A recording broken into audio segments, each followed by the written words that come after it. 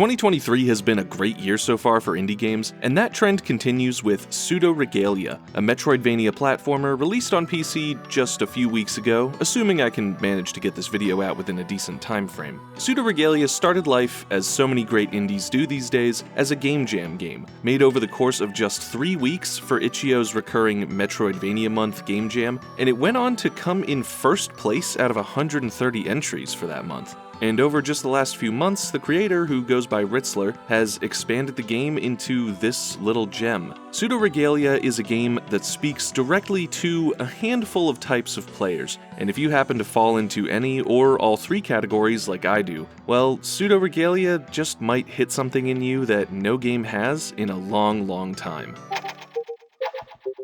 The first kind of person who's going to enjoy Pseudoregalia are people who grew up playing the N64. The game oozes N64-era charm from every pore, with its low-res textures, low-poly models, and low frame-rate animations, which is funny considering that, as far as I know, Metroidvanias as a genre just kinda skipped the N64. There's certainly some shared DNA between Metroidvanias and the classic N64 collectathon platformers like Banjo-Kazooie and DK64, but I don't know of any games on the system that we'd today consider true Metroidvanias. It's fun to play Pseudoregalia as if it's a lost artifact from 1998, the one true Metroidvania that the N64 never got. And so much of Pseudoregalia's presentation has that modern polish that nostalgia applies retroactively to our favorite childhood games. The main character Sybil has a great design, is animated beautifully, and fits perfectly with the game's aesthetic, but I'm pretty sure the N64 would have caught on fire trying to show animation this detailed. If I hadn't played Mario 64 in decades, it would probably look and feel and animate just like this in my memory.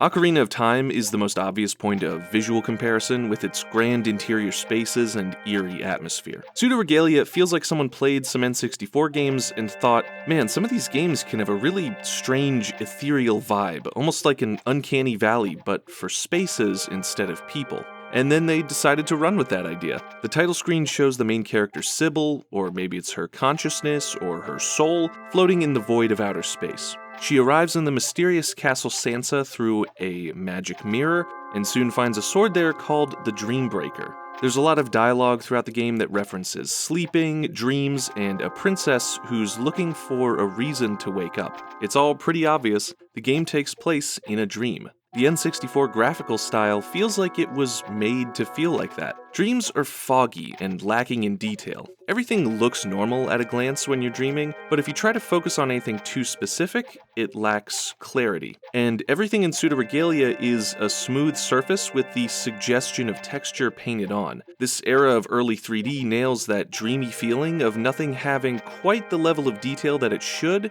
and yet you never notice. My absolute favorite sections of the game are the few that you spend clambering around the dilapidated exterior of this incomprehensibly giant castle, so tall you can't see the ground, the gorgeous sunset depicted by the skybox, giving everything a melancholic feel. The actual playspace is relatively small, but it feels massive thanks to just being framed really well. The music also perfectly complements everything you do in the game, whether that's carefully taking your first few steps in the scary, mysterious castle,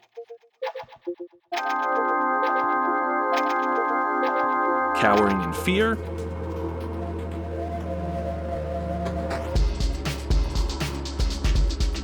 or schmooving around at the speed of sound.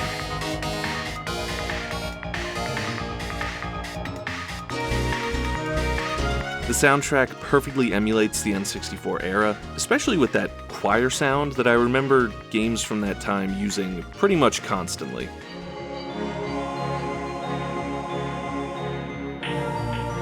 Props to composers Potato Tato and Plus W for the banger soundtrack.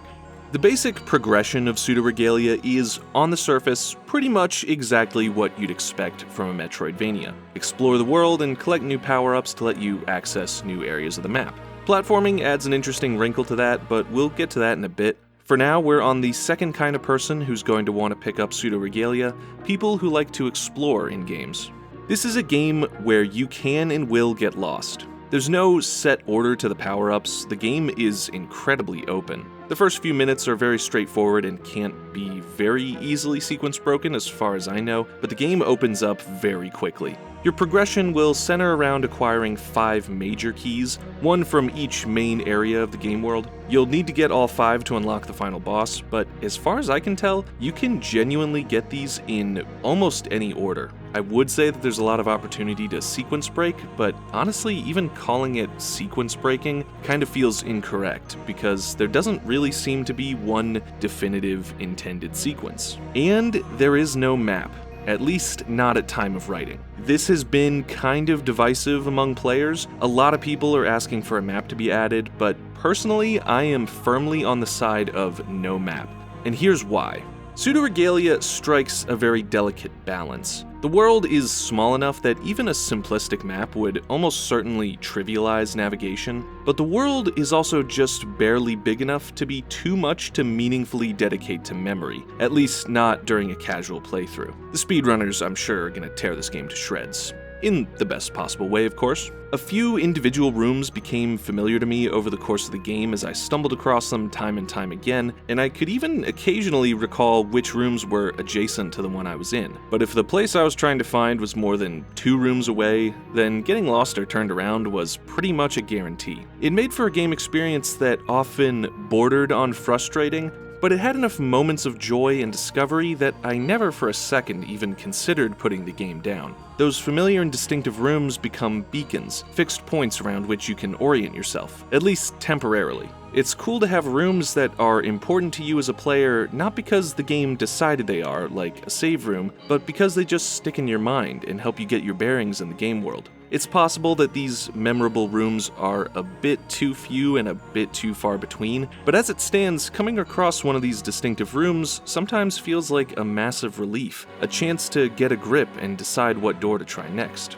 All doors have a thick fog over them, obscuring the path ahead until you've proceeded through the archway and adding just a little bit of extra tension to every room transition. You're rarely 100% sure what's on the other side. It could be the sting of disappointment as you realize it's the same dead end you've checked 20 times already, or the sudden rush of excitement as you find an unexplored area. The experience of exploring the world is itself very dreamlike. The castle often feels as if it's moving and changing beneath you, but this is just your memory playing tricks on you. When you're really truly lost, the world feels incomprehensible, genuinely maze-like and mysterious. A simple attempt to systematically check both exits to a room can immediately spiral out of control as you fumble to get back to where you started, get lost, and ultimately give up and just accept that you'll just have to explore that other exit when fate allows it.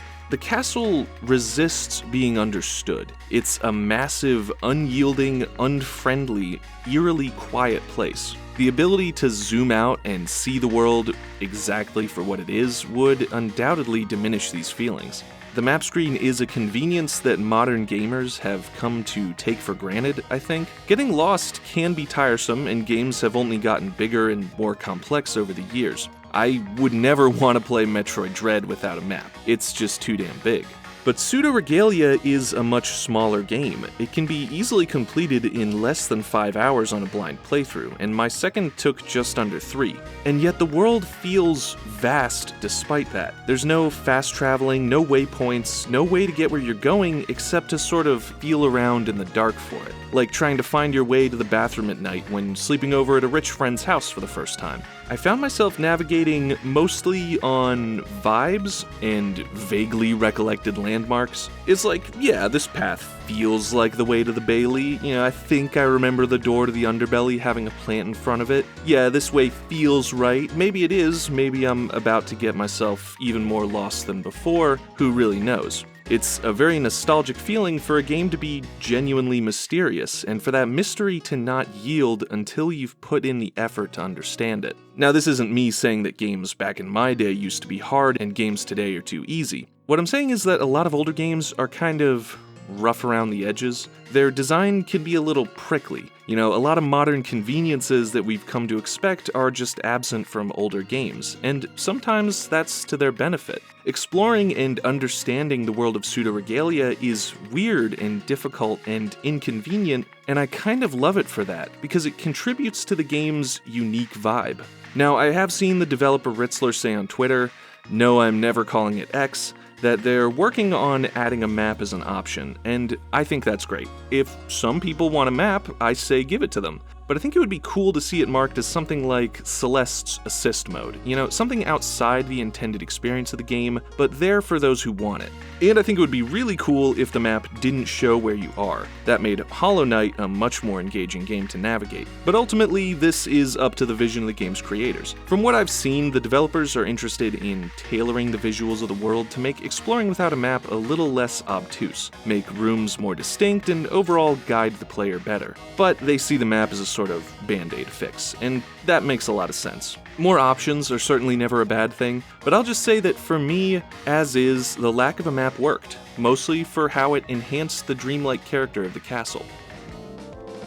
But to take that theme of dreams even further, if exploring the castle feels like a dream, then learning the traversal mechanics feels like slowly gaining lucidity in a dream, gaining new abilities and refining your skills until you're flying through the world without even needing to think about it. The last kind of player who should definitely try Pseudoregalia is pure platformer fans. Movement starts out very simple, but even this starting moveset feels incredibly good to control, and very quickly your movement options expand to include a slide, slide jump, wall kick, wall slide, backflip, ground pound into high jump, and even a few secret techs the game doesn't even tell you about. I've never played a game that felt quite like this, and yet I was amazed at how quickly I was able to get a hang of the movement controls. The wall kick is the only real hurdle in getting used to the platforming. It isn't so much a kick as it is a pose you enter briefly, and if you contact a wall during that pose, Sybil will launch off of it at an angle and speed dependent on how you hit the wall.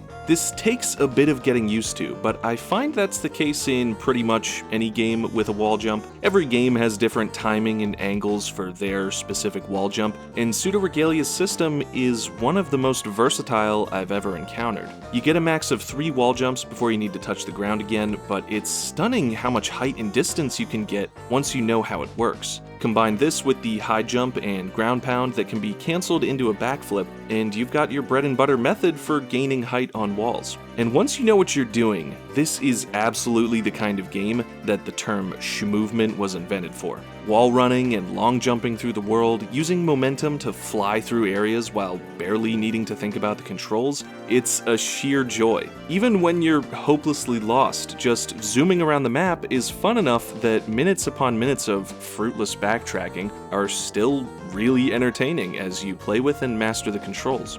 Running around the map is great, but Pseudoregalia also shines in the more structured platforming challenge sections. These rooms have a designed and intended solution, but are appealingly freeform. Many rooms can be successfully navigated without the required power-up. These rooms full of black orbs are intended to be bounced on with a power-up that I didn't find until much later, but I was able to find my way through the section anyway. And the things you can do with the secret slide ultra hop tech are really nuts. Now, I can also see the criticism that this level of openness might make it hard to tell whether a given challenge is actually possible with your current power-ups, and that's a critique I can see, especially in a Metroidvania. But in Pseudoregalia, I found that the platforming sections were generally designed in a way where the intended solution was pretty obvious, so anytime I was going off script, it was 100% intentional. Simply put, this is some of the best 3D platforming I've played in any game, almost certainly the best I've personally experienced in an indie game. Now, of all of Pseudoregalia's features, combat is probably its least excellent, though it's clear that, like a lot of Metroidvanias, the combat is not the focus. Most enemies are not challenges unto themselves, but instead additional obstacles for the platforming sections. I mean, I don't need to explain this to you. You're a smart game who plays smart gamers. You know how platformers work. There are a handful of times that Pseudoregalia does just kind of lock you in a room with some enemies, and in these sections, the combat is genuinely perfectly fine. Your character is highly mobile even while attacking, your slide move doubles as a quick dodge, and I enjoy the little wrinkle of getting your sword knocked out of your hands and needing to go pick it back up. So you hold the right bumper to lock onto enemies. Yeah, this guy's played DMC for sure. I'm talking to you, Ritzler, bro. I played your other game, Stratosphere. I saw that lock on and hold the stick away from enemy to do a launcher move. You can't fool me. I know what you are. There's some good Hollow Knight inspiration here too, with a meter that refills from hitting enemies that can be spent to restore health, but needs to be done carefully during a fight lest you get hit and interrupted. And there's interesting gameplay decisions to make with it too. You can spend your meter on health, but an early power-up gives you bonus range and attack depending how full your meter is, incentivizing you to save up your heals, keep playing aggressively with your meter full until you're a single hit from death, then retreat and heal. It flows well, it's fast, it controls nicely. It's not particularly complex, but, you know, it didn't need to be. It's good. At first, the one thing that kind of mystified me was the ability to throw your weapon. This didn't seem to have much purpose at first until I tried to kick the sword, and holy shit. This is probably the single coolest thing you could have possibly put in a game with a sword and a midair kick, and they did it just cuz. Now, of course, the combat does pale in comparison to the platforming, but the combat is, honestly, at its very worst, inoffensive. And at best, it's pretty solid. Now, there are some of you out there who have been waiting patiently for me to mention something in particular, and you folks are the secret fourth kind of person that this game is for, and that is the furries. Yeah, so there's no two ways about it. Sybil, this cat, rabbit, goat lady, how do I put this? She thick. Sybil's power-ups add to her outfit, and even disregarding the thickness, I think she's got a really nice design and incredibly good animation. They even went to the trouble of having her wall cling animation actually use the hand that's wearing the power-up. I think that's a great little touch. And there is an option in the game to give Sybil big pants to wear. You know, if you're a coward. So if this character design happens to appeal to you, well, go look at some of the great fan art on Twitter, and most importantly, buy the game. So, I already kind of got my wish this year with Pizza Tower. I wanted nothing more than for that to become a smash hit, and I might have gotten my wish a little harder than I really wanted to when Pizza Tower became a full-on meme, but that's neither here nor there. I would love to see Pseudoregalia become a massive hit. Not just because it's a great game that deserves recognition in its own right, but because this feels like just the beginning. Clearly, Ritzler and anyone else who worked on this game are incredibly talented and have a real knack for making 3D platforming that handles like a dream, pun intended. I would love to see these platforming chops be applied to any and every kind of game that this creator/creators can think to make. They've got a 3D platformer roguelike in development called Electrokinetic that's been on my Steam wishlist for months. Can't wait for that.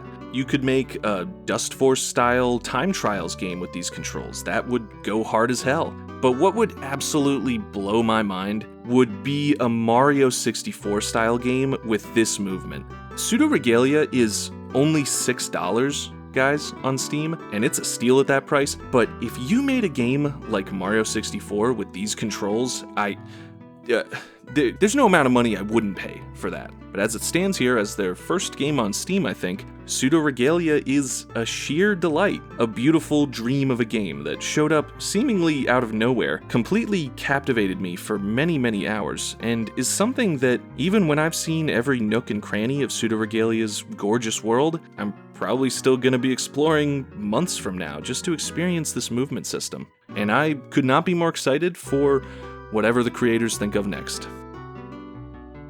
Well, I hope you guys enjoyed the video. Took a few months off there, but we're back in the swing of things, and we're gonna have more videos coming out, hopefully pretty soon. So, like, comment, subscribe, etc., all those things, Patreon, and I'll see you next time. Thanks for watching.